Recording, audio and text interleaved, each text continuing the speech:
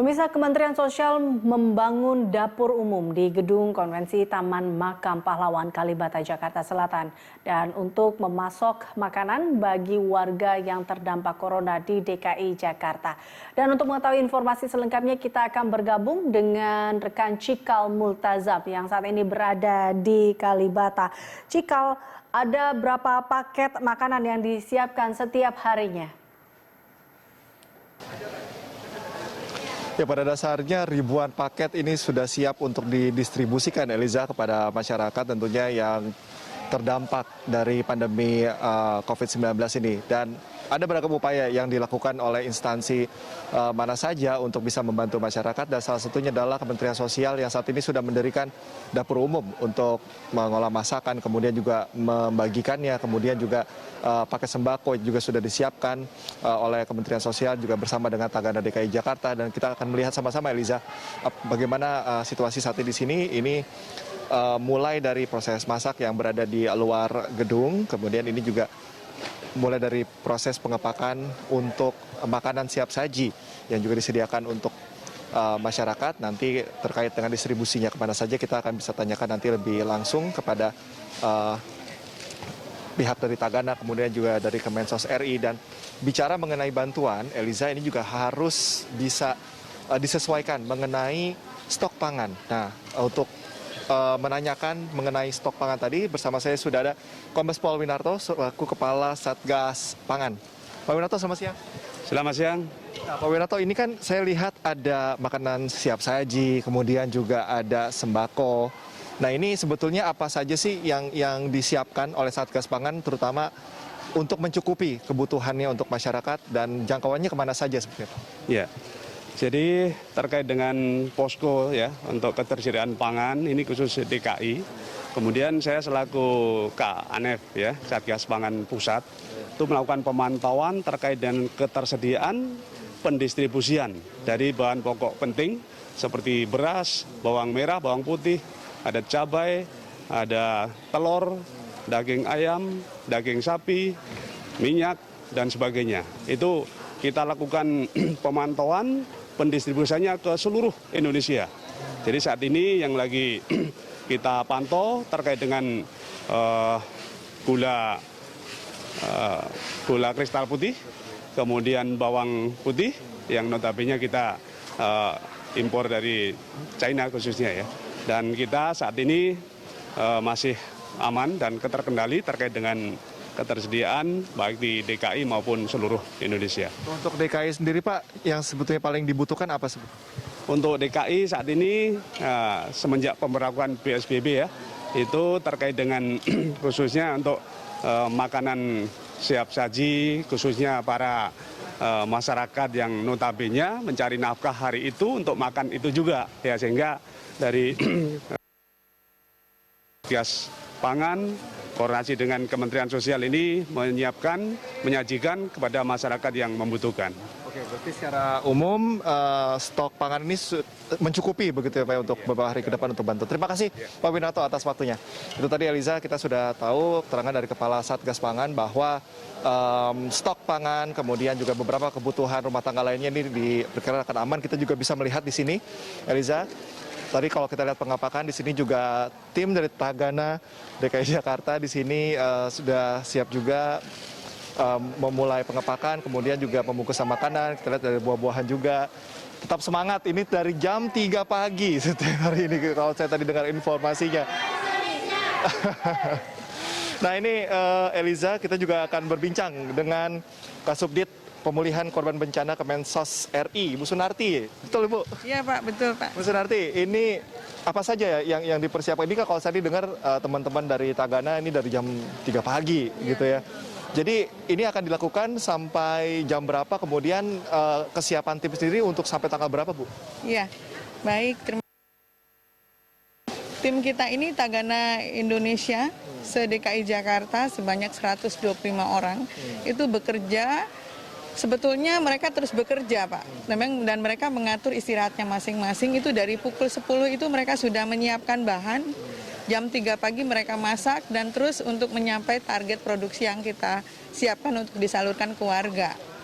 Hari ini seperti Bapak lihat mereka sudah menyiapkan terus dan ini sudah untuk menyiapkan makan malam yang kami prediksi ini tidak akan basi tetapi sudah memenuhi standar kesehatan. Jadi secara kualitas makanan juga diperhatikan Ibu ya. Ini untuk hari ini ada berapa paket Bu yang dipersiapkan?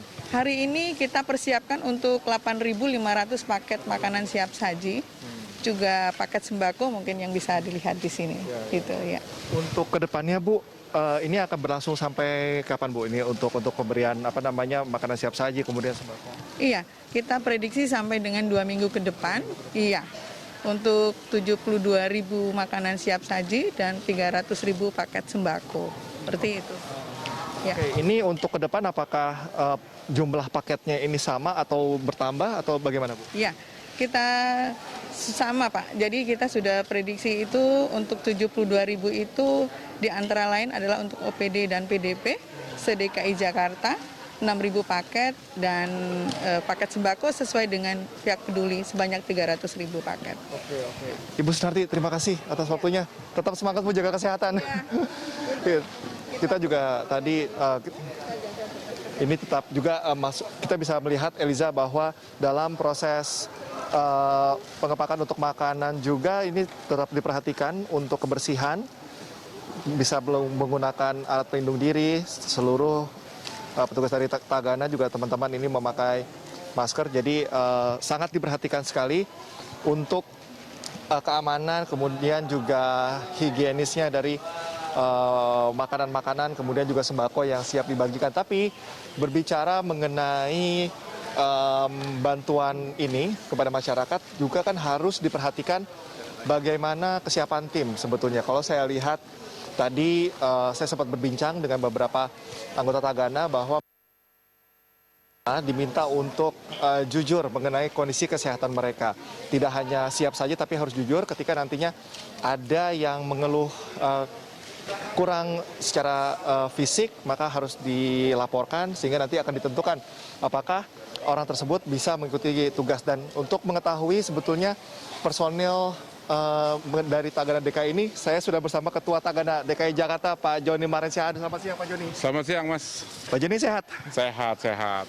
Pak Joni, tadi saya sempat membahas atau menyinggung mengenai kesiapan tim Tagana. Ini kan juga kesehatan dari tim Tagana ini sangat-sangat penting, kan ini ujung tombak kan dalam dari mulai masak, pengepakan, distribusi. Ini bagaimana mempersiapkan kesehatan dari tim itu sendiri Pak Joni? Pertama adalah sebelum kami melakukan aktivitas, kami melakukan rapid test dengan teman-teman tim kesehatan. Lalu secara berkala kami cek kesehatannya. Contohnya seperti saya selalu bawa thermal gun ini. Saya cek terus suhu, dicek. Kita cek terus suhunya. Suhunya kita cek, terus itu kita cek kondisinya. Terus nanti besok hari Senin kami dengan tim kesehatan kembali cek lagi kesehatan mereka, rapid test lagi. Karena ini ada rolling team, kita rapid test lagi, cek kesehatannya. Nanti sama teman-teman kesehatan juga akan cek tensinya, terus itu tekanan darahnya, dan lain-lain lah, pokoknya dicek semuanya. Jadi dipastikan bahwa tim Tagana yang bertugas ini, mereka sudah dinyatakan sehat, begitu ya. Dan untuk personil sendiri Pak, untuk hari ini, ke depannya jumlahnya akan samakah atau artinya sekarang ini sudah cukup terkendali begitu atau perlu tambahan bagaimana Pak? Kalau personil kami sudah cukup, kami kurang lebih ada 150 orang, dibagi menjadi 4 tim. Pertama tim dapur umum, itu kurang lebih ada 80 orang. Terus itu tim packaging, kalau kita lihat di sana tuh ada yang bikin dus-dus, nah itu cukup makan waktu lama, itu ada sekitar 10 orang. Terus di belakang ada tim sembako, dia yang distribusi sembako, ada packing sembako. Terus ada 30 orang untuk distribusi sembako dan makanan sesaji ke wilayah.